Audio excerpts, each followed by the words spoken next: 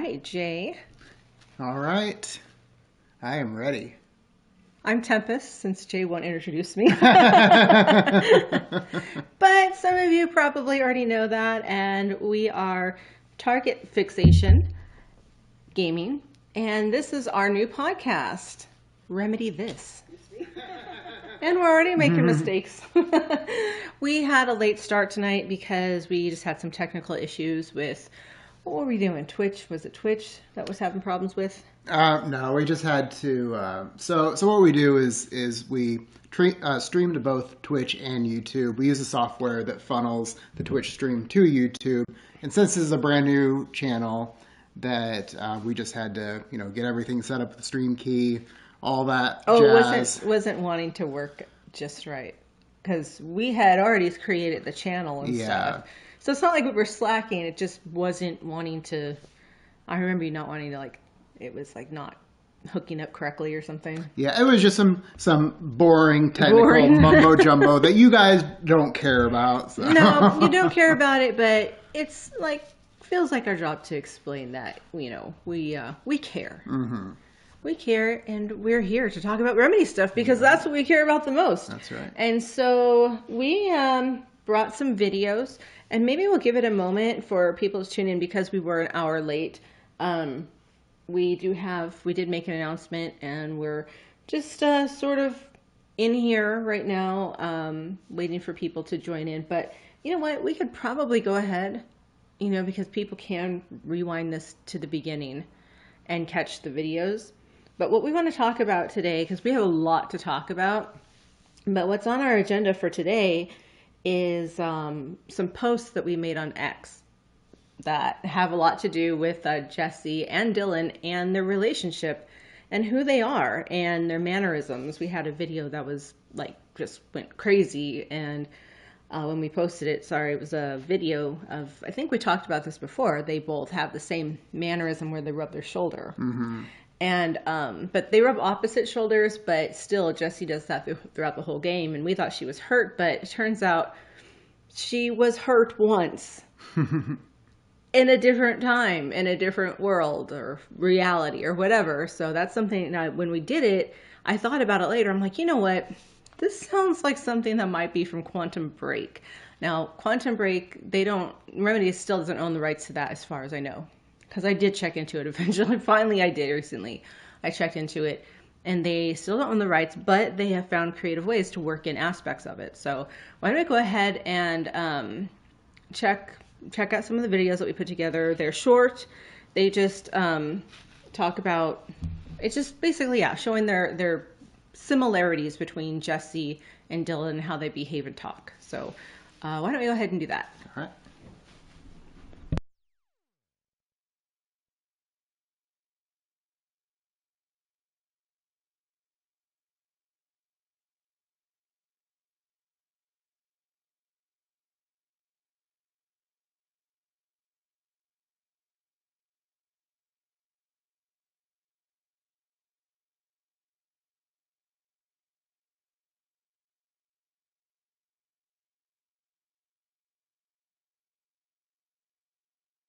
It feels good to say those words. I want to say them. They sound good. They make me feel good. Don't you want to say them too? No. Fuck off, no.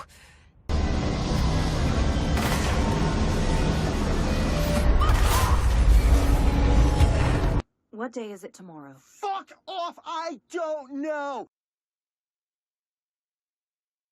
It's like we live in a room and there's a poster on the wall.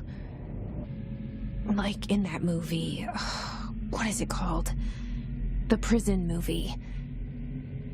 The room's a cell. In a single word, describe the world around you. A prison. A cold, empty prison. Not even a poster on the wall.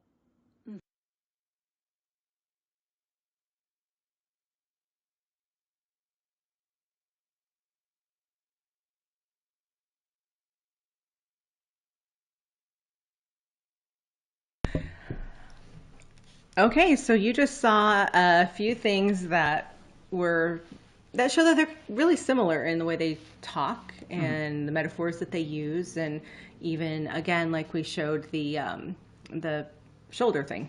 Yeah. So there's actually it's funny because we have here the gameplay going on. We just have to exit photo mode, and so let's resume the game and go into documents, because the reason why the whole fuck off thing was actually, meaningful is because of a document that we find on Dylan, and that is Records and Research. I think it's Dylan Faden transcript. So yeah, if you see, we would have this all like. Is this it? Yeah. Yeah, we would have this all done already, but software doesn't allow us to do it this way. So, Jay, would you like to read? I would not. Of course not. Okay. Federal Bureau of Control.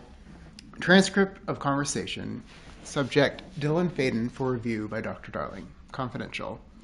Note. Subject was alone during his outburst. Dylan Faden, 1752-16. You again. I thought I told you to leave me alone. Dylan Faden, 1752-22. Why are you showing me this?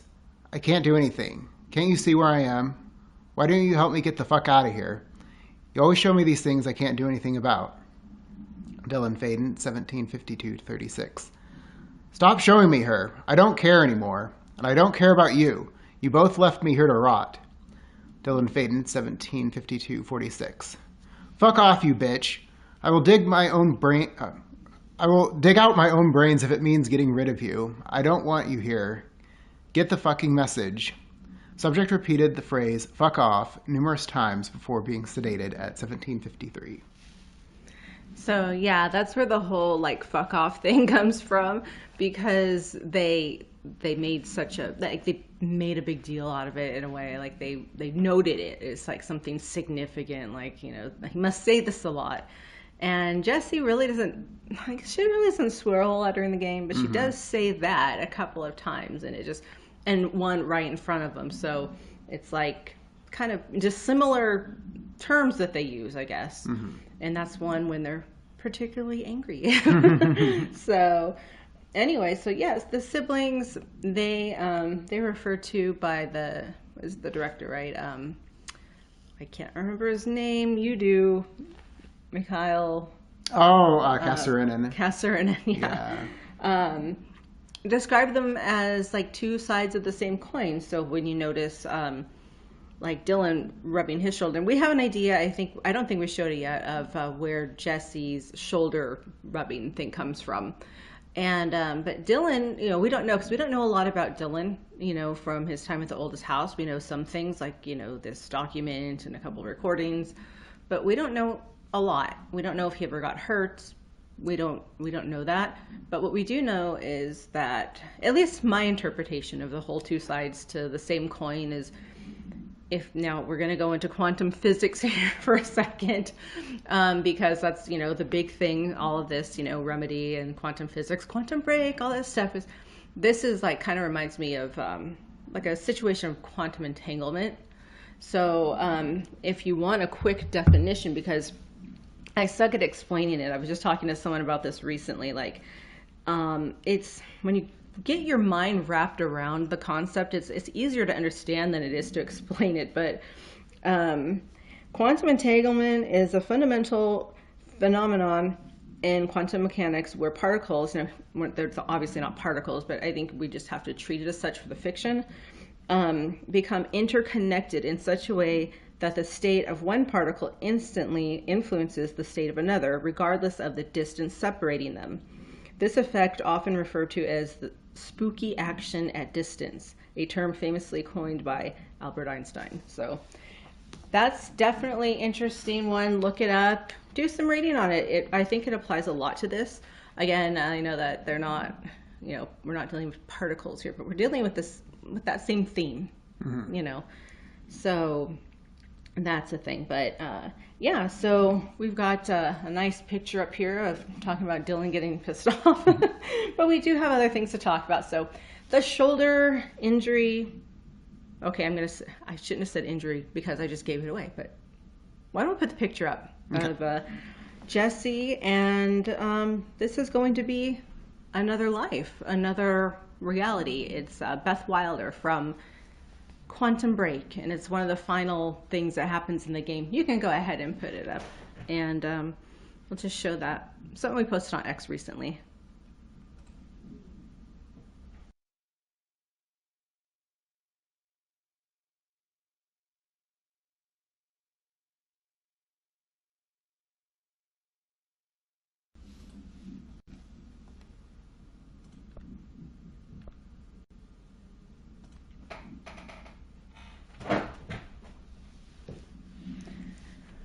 Is it okay? So, yeah, Beth Wilder. She got shot in that same shoulder at the end of Quantum Break, and there's a post that we did about how Jesse, or actually in the DLC for Alan Wake 2 Timebreaker, she comes in as the agent, and she explains to the actor, I guess, is what they call him, which would be Sheriff Breaker or Tim Breaker, whatever you want to call him. Possibly, you know, I guess it would be like, what, Jack Joyce in Quantum Break. And she explains to him that the feelings that he's having are related to, or just echoes from a different life, from a different, you know, reality, a version of them from a different reality. So that kind of seems like, you know, something that could come into play on that. I don't know. What do you think about that? Yeah, I mean, you know, Remedy's doing their whole the Remedy connected universe. So, you know, with Control and Alan Wake, and, you know, despite not having the Rise to Quantum Break, you know, obviously they want to, you know, add some things from that in, as we saw in Timebreaker, and, you know, with like we saw in Alan Wake 2, how they included a lot of stuff from Control and the Oldest House.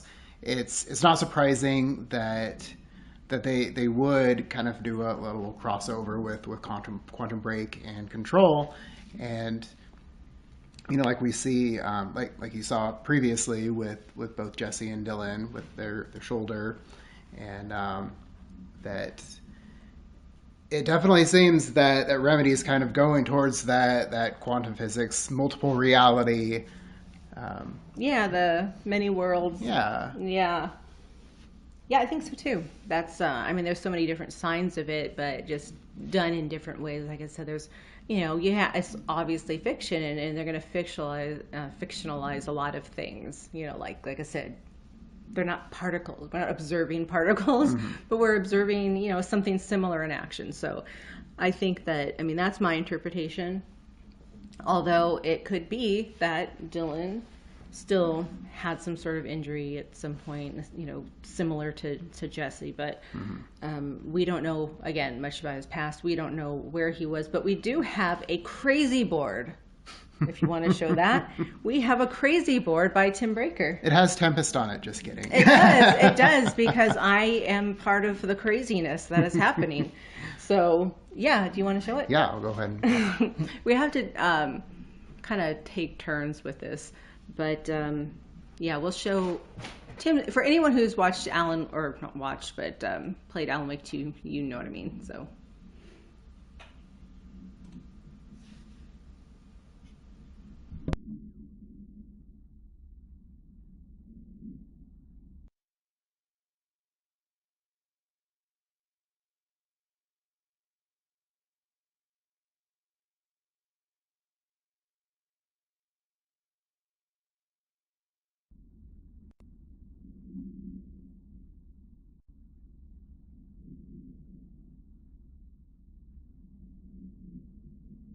Okay, so yeah, Jesse and Dylan both on the list. Yeah.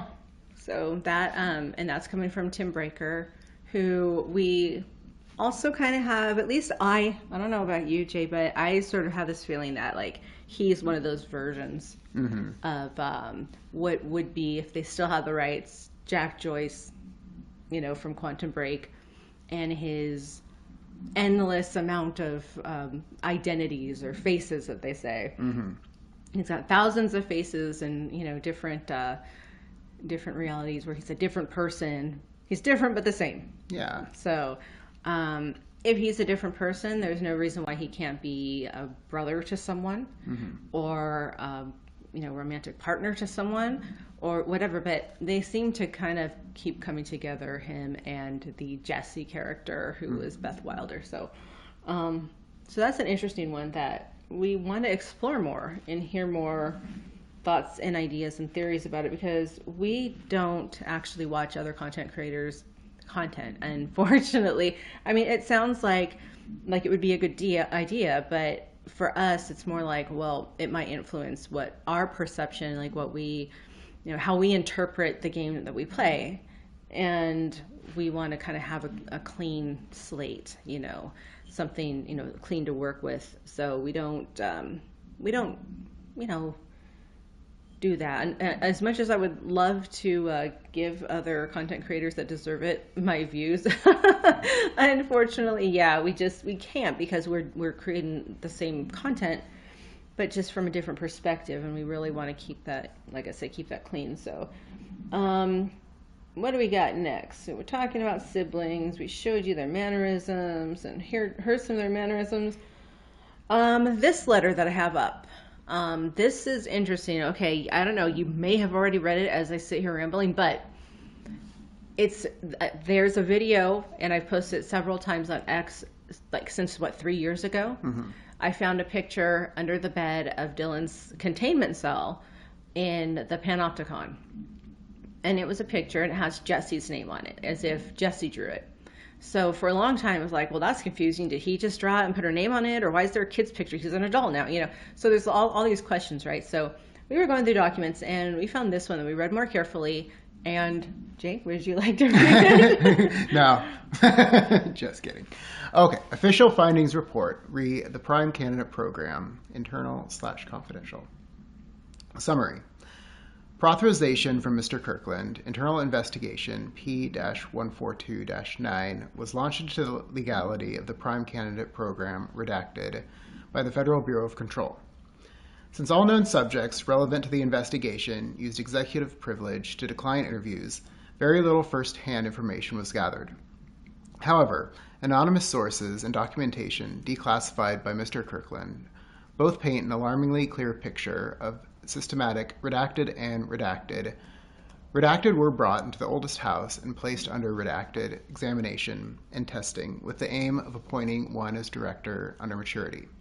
The program has produced no successful cases and only resulted in the traumatic redacted of preternaturally inclined redacted. Not only is this in breach of the ASH Act, but it flies in the face of basic human redacted. This investigation team unequivocally redacted the Prime Candidate Program and recommends that it be redacted immediately. Yeah, so it sounds like they brought in more than one, someones or some things that they plan to make one of them director upon maturity. Yeah. So does that mean that we can maybe assume that Jessie had at some point been at the oldest house and she escaped? Mm-hmm. And her memory is just skewed a little bit. Yeah. I mean, she is considered P7. Mm-hmm. So, I mean, just to even have that, I guess, classification, right, that she was even considered to be a prime candidate. I mean, I wouldn't think that they would consider someone to be a prime candidate who's never even been to the oldest house, doesn't even know about the oldest house. I mean, it's kind of, something to think about. Yeah, absolutely. And, they talk about it later, though. They talk as if Jessie was never there. Dr. Darling, we have a video for you guys. Darling presentations. Oh, wait, that's the hotline. Darling presentations. And this one is, and he mentions catching up with Jessie, I think, something like that. Like, once we catch up to her, like, I mean, there's in the Prime Candidate Program, she has her own room, P7, and it shows they've been taking pictures of her throughout her, it looks like most of her like adult life, or whatever. They don't have any pictures of her when she's little. And so it's they've been watching her, but for some reason they just never caught her.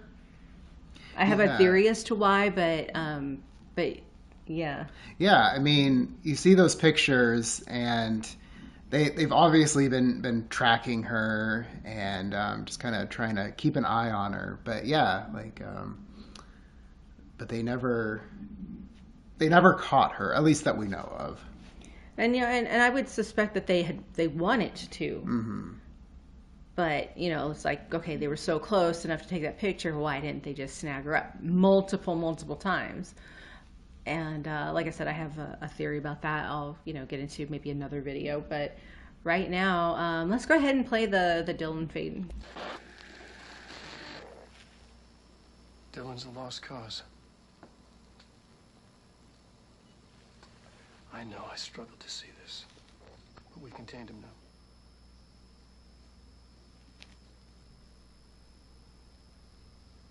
I wish I had sided with Marshall.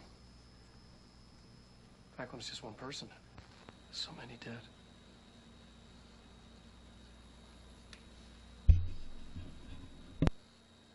I thought his youth was acid. Just too much too soon.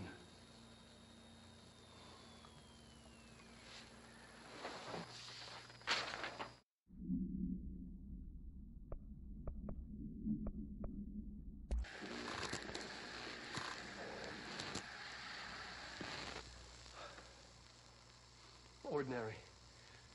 So much coming together in this one case. A new object of power, something we have not seen before. I mean, coming from me, that's saying something. And the boy, Dyan Faden, prime candidate 6. And the sister as well. Once we catch up with her, but the boy, that's so much potential. We're talking Northmore level readings here.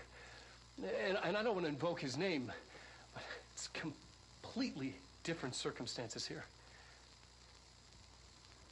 It's remarkable.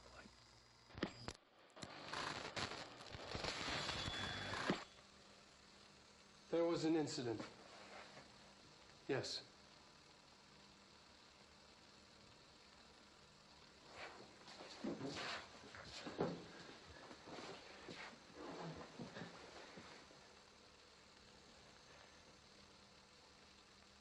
We lost a valuable member of our team, yes.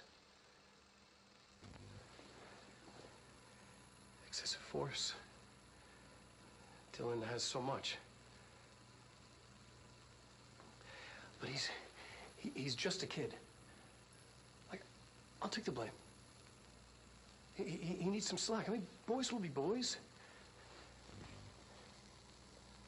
He's exceptional and under a lot of stress. Roberts got killed.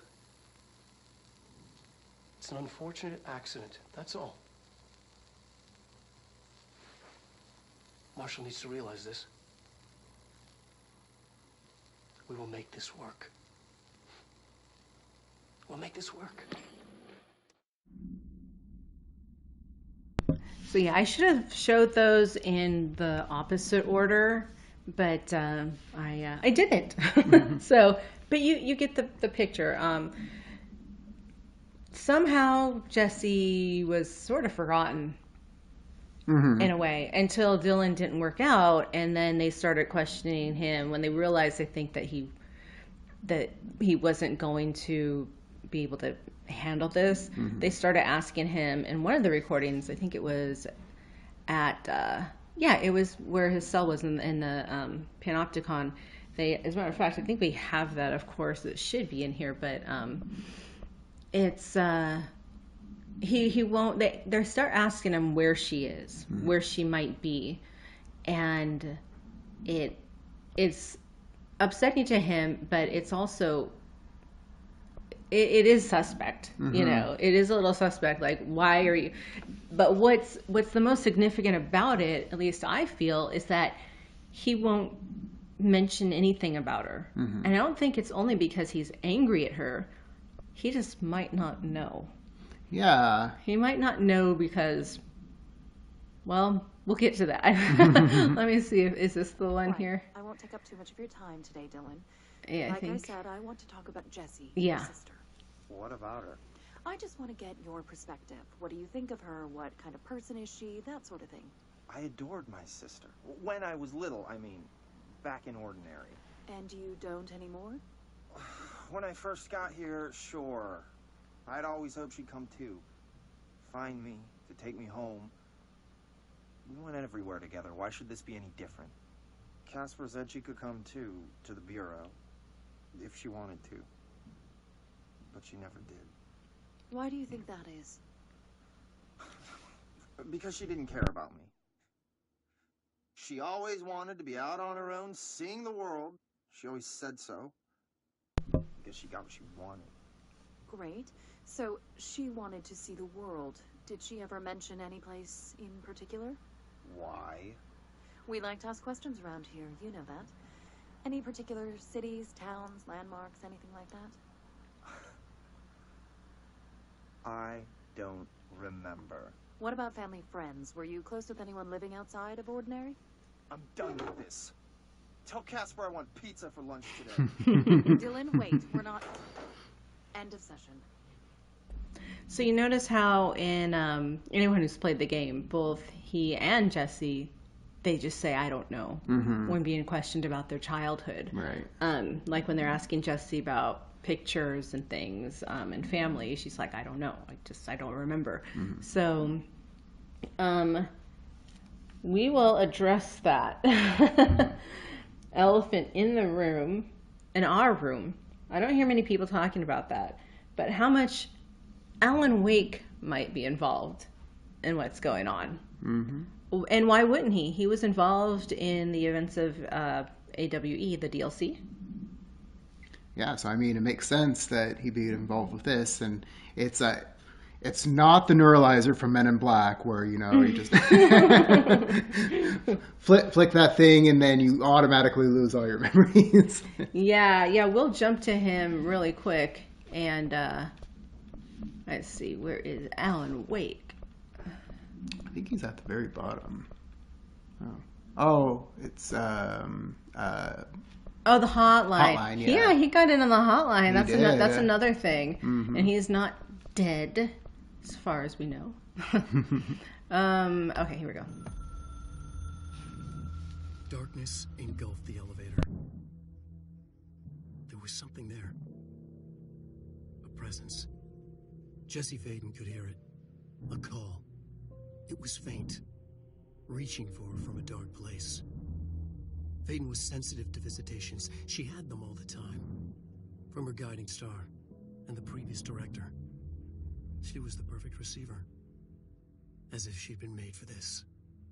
Faden paused to feel it. The force at play here. It was changing things around her, subtle. Trying to make her act. Faden didn't like that. Her guide felt it too. Polaris didn't flare up in defense as with the hiss. So it wasn't all bad. Not a hostile transmission. It was powerful, but it was coming from far away. And made weak because of the distance. It was a distress call.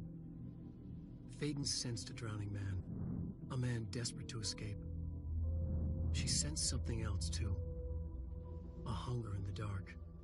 Not unlike the hostile resonance. Waiting. She knew that desperate acts can have grim consequences. It was this, more than the man's despair, that made her follow the call. The elevator lights winked back on. The darkness receded like a memory. There was a new button on the elevator control panel. Investigation Sector. Faden pressed the button. The elevator doors slid shut with practiced bravado.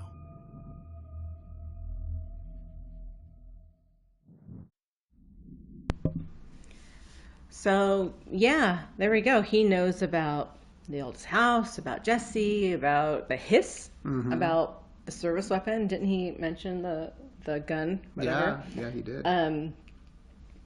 And of course, we know this from the DLC, but I don't think in the DLC he really, aside from that he really talks much about the hiss. Mm-hmm. Yeah, he really doesn't. I mean, like when Jessie first gets to the ocean view, she sees Alan and Zane, but I mean, obviously in that interaction, nothing is talked about with the service weapon, anything like that. Just about Scratch, but yeah, and he knows about Trench. He does know about Trench. The that's previous right. director. Mm-hmm. He doesn't say his name, but he knows that there was a previous director. So Alan is manipulating circumstances within the Bureau, possibly ordinary, and maybe he has even pushed Jesse to or back to the oldest house. Mm-hmm. He knows, about Polaris. That's a big deal because Polaris could be that link. I mean, I think, she's obviously linked to, at least we've come to understand, to the protections that they have against like the hiss and things like that. Mm-hmm. Now, Dylan didn't want her around, or that entity Polaris, but he was kind of stuck with her, I think. Yeah. But yeah, because like in that document that we had read, like he's like, just get the fuck away, fuck off, and also too, when Jesse visits Dylan in his cell, and then Polaris shows up, and then Dylan just gets pissed off. He's like, you. And he can tell, he can sense their. Yeah, whereas anyone else that she talks to, when Polaris does her little thing around Jesse, I mean, you can kind of see her. Yeah, no one else notices her. So yeah, it's that connection that they have, regardless of where it comes from or how it happened. Maybe it was a synchronicity event, if you want to talk about, stuff, Bureau jargon. Maybe was that what happened in Ordinary? Maybe. Yeah. Mm-hmm. Was it what happened at the Bureau?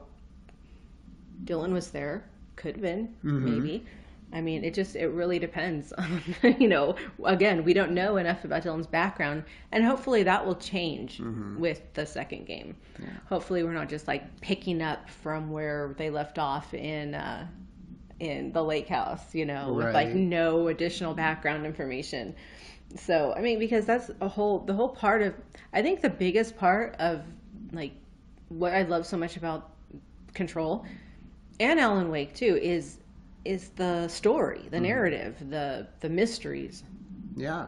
I mean, it's a great story, and I would love to get some more background on Dylan. I mean, Dylan and Jesse. Ordinary. Yeah. We had talked about maybe they'll do a DLC or something that kind of goes more in depth about what happened in Ordinary. I mean, we get documents and when Jesse's talking to the counselor, but it would be nice to kind of go more in depth about that, get some more information. I would love that. That would be amazing. Then we can see all the things that they say they don't remember, whether they're suppressing that on purpose or not on purpose or whatever it may be. But they don't really talk about their parents ever either. You notice that? They don't talk about it. They weren't manufactured. Now, one thing that is said over and over and over throughout the years, people debating about Alan Wake and how he can't create people, even in a story. That's not 100% true.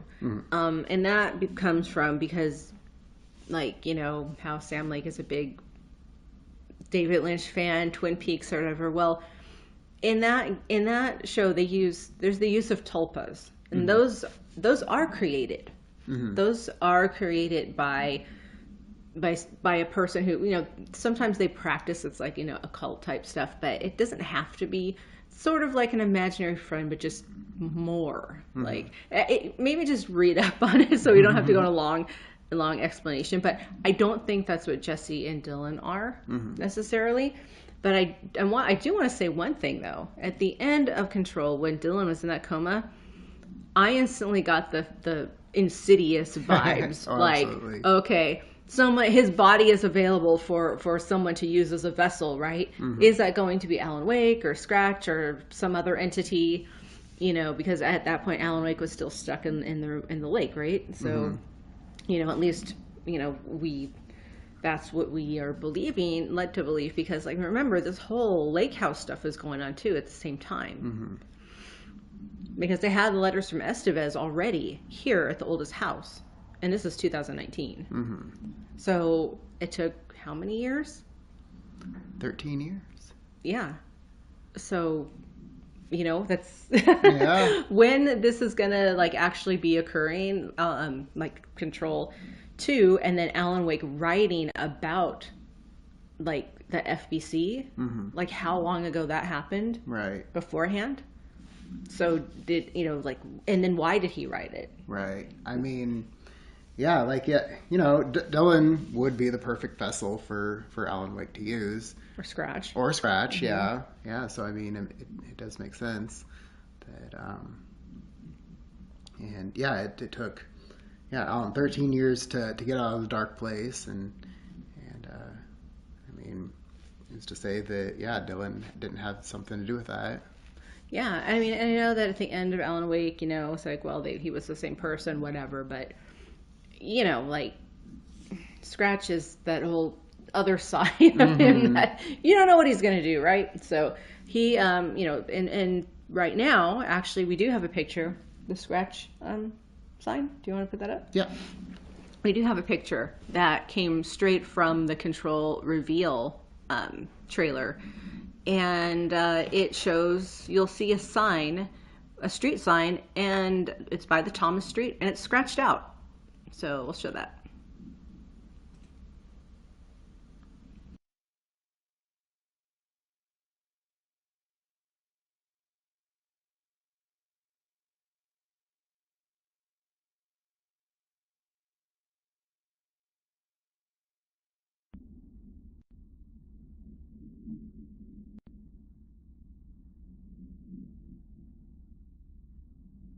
You know, maybe we should have put a little circle around it. Yeah, it's you know, yeah, the street sign you probably saw. Yeah, it's a little hard to tell at first, but yeah, it's over on the right side. I mean, we can always put it back up again, but yeah, just there on the right side, that street sign that's scratched out. Yeah, it's it says Thomas Street on one, and we know that everything's folded on each other and on top of each other, you know, the streets and the city, whatever. So like one side is like Thomas Street and the other side is like Thomas but backwards. And then on the, I think the cross street sign, it's scratched out with white.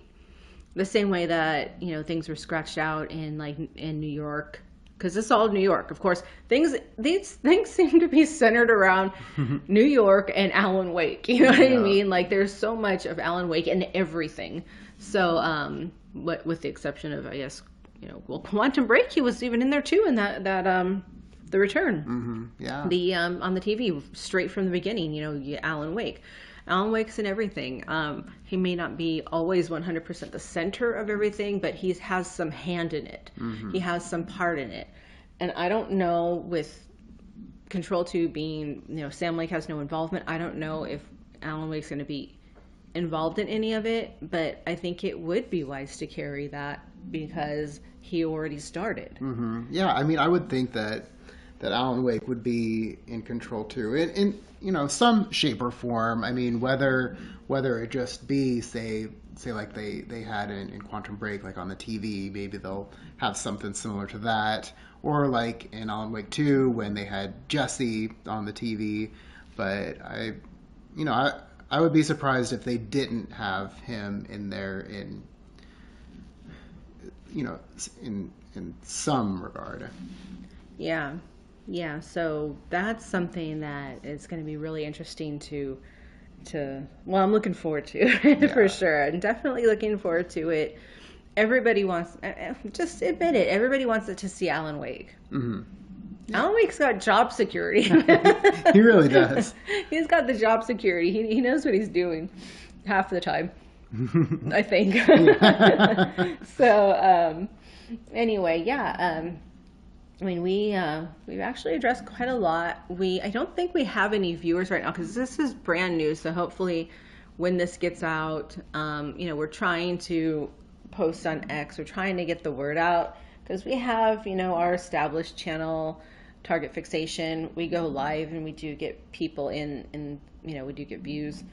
But right now, X is, well, being X. And, you know, we really, you know, we could try Instagram or other ways to, you know, get the word out that we're doing a live. But I think what's going to be the best way to go is just our schedule every Sunday at 9 p.m. to roughly 10 p.m. So about an hour.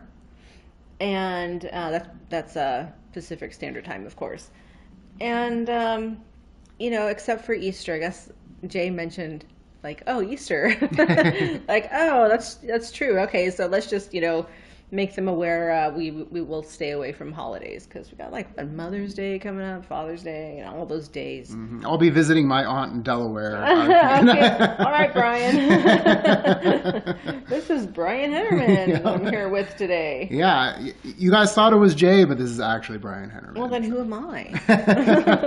Oh, no, I'm Peggy from wherever with the green lamp. Oh, that's right. Yeah, I have a green lamp Overnight. husband. Yeah, that's right. And you have a podcast. Yeah. where you review movies. Yeah, like a delivery disaster. Yeah. Well, we do want to talk about Trench and the Hiss, but we might save that for next time because I mean, it's on the list for tonight. But since we aren't getting any views right now, any active views, then we probably should just go ahead and, you know, at least I'm not seeing them. Mm-hmm. I don't see them in. If I don't know about Twitch, I don't think so. But I'm not seeing anything in YouTube. So what we might do is just save some of this conversation for later.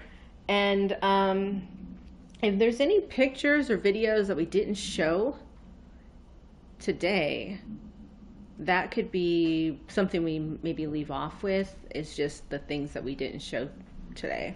Yeah, I think that's a good idea. And I just checked Twitch. Yeah, I didn't have anything on there either. Well, I think what we should address, though, something we did post on X, and I think from now on maybe we won't post on X like what we're going to talk about, because not only does it give people time to figure stuff out, like figure out what we're going to talk about, but it helps us to not have to, you know, go around. Like today, actually, somebody posted on I think it was the Beth and the Jesse thing, mm-hmm. and they posted exactly something that we were going to talk about tonight. So it's like it already gave it away, and then people started already talking about it, and it's like, well, we want to save it for the podcast so we can all talk about it. This is about community. That's why it's a podcast, mm-hmm. and not just a video and, you know, just put out there and just stuck on the videos page of our YouTube channel. This is a podcast, so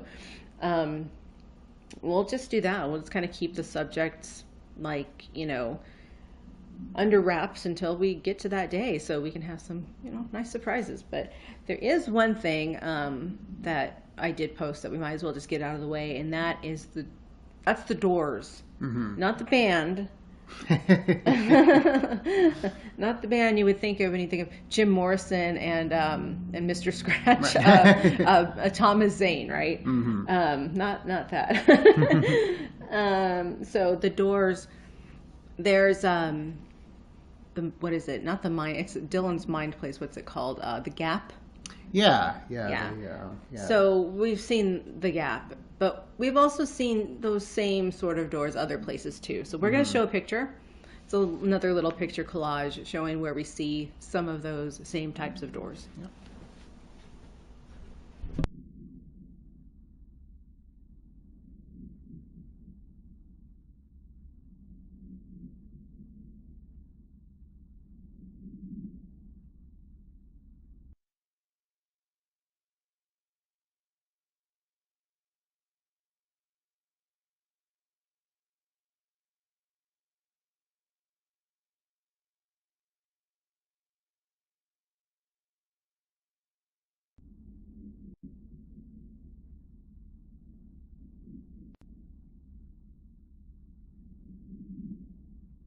Okay, so obviously we have, you know, the door, the one at like Warland Doors, mm-hmm. The show, the Mr. Door show, it's right there. That makes sense. and it looks exactly like, you know, with the exception of like the actual doors, you know, this hole in the ground that goes downstairs and leads to a door. That's where, you know, it looks exactly like that. The one where Jessie is trying to find her brother in Coffee World. Yeah. That, you know, same thing, stairs that lead down to a door at the bottom of the stairs, and in there is like the cell, but Alan is in there. Mm-hmm. And so the same type of situation here, you know, the set of stairs that leads to a door at the very end, and those seem to be reoccurring throughout. There's, you know, there's more in Alan Wake too. There's some in Quantum Break, like, of course they call Hatch, but then there's, you know, Hatch, Martin Hatch is like the Mr. Door. Mm-hmm. Yeah. And yeah, so we'll see those around. So it kind of makes you wonder, you know, with the Remedy Connected Universe, what that's going to all kind of be related to, if anything. If they're gonna, if that's supposed to be symbolic of something, or be, you know, a similar way through realities or different places, like the way Door moves through different places and realities. Yeah. I know it's just supposed to be his mind place sort of thing, but, you know, I guess we'll find out more. You know, they're not going to tell us everything right away. So, but we can only speculate. So, yeah, as far as the whole Quantum Break thing goes, and, you know, speaking of Warland Door, we have, I guess, one last thing, and that would be from Timebreaker. Mm-hmm.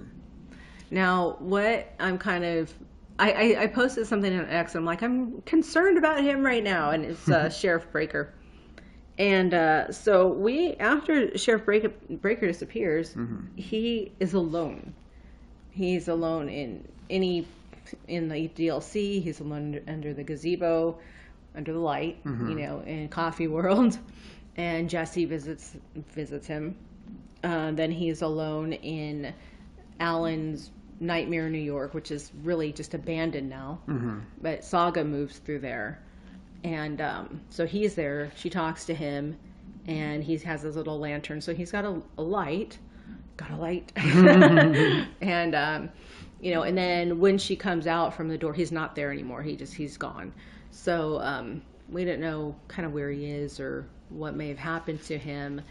But if he is involved in any way, if he does turn out to be, you know, if that's a version of Dylan or Dylan's a version of him, whatever, if that's a version of I guess we can't go too much into Quantum Break because, you know, we haven't even played like that whole game on, like posted a gameplay or even reviewed it or anything, really.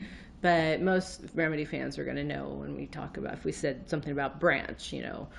But yeah, so really, really, really wanting to know what's happened to him. like really. He was in the DLC Timebreaker, and again met with Jessie is called the agent and he's called the actor. So one thing that's I think noteworthy, and Jay, we've talked about this, is that the finished tango is only really played. It really is only played. I heard Ahti like humming a little bit, maybe a small part of it in Alan Wake 2, but it's only played in like Control, Jessie, and in Timebreaker. Right. So for those two characters, that's where you hear that finished tango. And in Timebreaker, it's actually called The Hero's Tango. And if you pay attention to the lyrics, turn on your subtitles when you play that, and you'll hear the story, basically. The first part is like Alan's story, and the second part sounds more like what would be, we'll say, Tim Breaker's story, if he is this, you know, time traveler that keeps getting versions of himself killed by Mr. Door. So yeah, so we'll go ahead and play that and just leave it there. All right.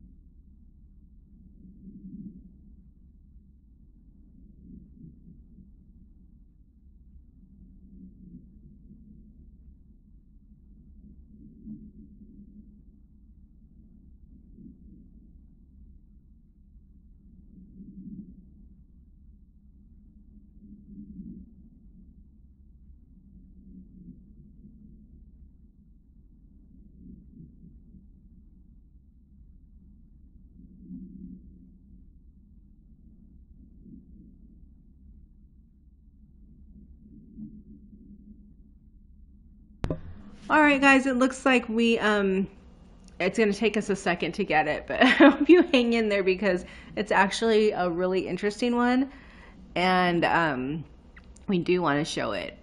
Tonight has just been, again, this is our first podcast. Jay is over there taking care of this, and you know, that's actually really cool of him because it takes a sec, but yeah, so we just we wanted to leave off with something good, something more, you know, and maybe a little thought-provoking before our next podcast, and we'll talk about some more things. But hey, if anyone has any ideas that, you know, of things that you might want to hear more about, things you would like for us to elaborate more on, things you've been maybe had on your mind that you want to talk about, chat, we keep open. Not so much on Twitch, but on YouTube for sure.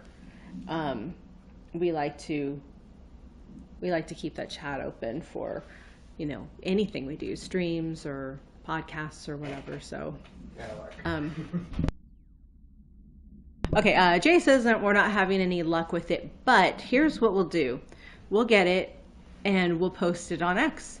That's right. We will just post it on X. We'll post it on our main channel, Target Fixation Gaming, and then we'll post it on the podcast site as well. So if you want updates or announcements about the podcast, go ahead and follow us on X or subscribe to the channel, and that way you can get notifications when we're going to do our next podcast, or, you know, if we have any clues or anything, or like as far as like subjects we're going to be covering. We won't give away too many clues like we tend to always do. That's me. I get really excited and I'm like, this is what we're going to talk about, and then you know, then it's not as fun or exciting when we get to it, I guess. Right. It's easy to do, though. I mean, yeah, you get excited about something, you discover something new. It's like you want to share it. Right. Yeah, exactly. And there's a lot to share and a lot to talk about with these games. There is, yeah. I mean, been going back through Control and, yeah, finding all kinds of information, and it's been fun, you know, speculating what's gonna go on in Control Resonant, and yeah, just kind of going over our thoughts and theories. And that the guided imagery, yeah, that they just put in an update it was December maybe. If you haven't played Control, then you'll want to, if you want that mission. It's not too far into the game, actually. And you can do the mission, the guided imagery, and it's actually really fun. It is. But I don't think they put it in there just because they finally did it. I think it could have some relation to what's going to be happening in Control, you know, Resonant. So. And if you don't feel like playing it, we have it uploaded, so you can. Did. Yeah. So if you want to head over to Target Fixation Gaming, we've got the video up there that you guys can watch, and yeah, it's really cool. Yeah, because we played it live, and then we were like, oh my god, you know, like, wow, this is new. We haven't ever seen this. And then what we did was we just took that whole section of just the portions where she goes in, because she goes in twice, and we recorded that, or we made a video, so that way you don't have to like go through a live stream, you know, and watch a, you know, VOD and like try to track it down. We made its own video and put it on our YouTube channel on under Target Fixation Gaming, so you can try there. Yeah, and there's also a short, but it's just like a preview, so don't watch the short, watch the video, and I think that you'll be just as impressed as we are. It was really cool, but see if we can make any sense out of it as far as like what it might have to do with Control Resonant. So I guess that's it. Yeah, it was stressful, but it was fun. And I think that next time we will, you know, we'll know our mistakes and we'll be a little more energetic, you know. But yeah, I mean, we were able to get all the information out, and most of it, yeah. Most of the information. Have a couple things for next time. Yeah. I mean, even being an hour late, we're still able to do the podcast tonight. Had a lot of fun with it. Yes. So anyone that maybe did join in that we can't see, thank you so much. Anyone that watches this later, thank you so much too. And we'll just keep doing these because eventually, you know, just like anything, eventually people will come. And Remedy fans are tight. I know that. So thanks again, and we will see you in another video. See you in the next one.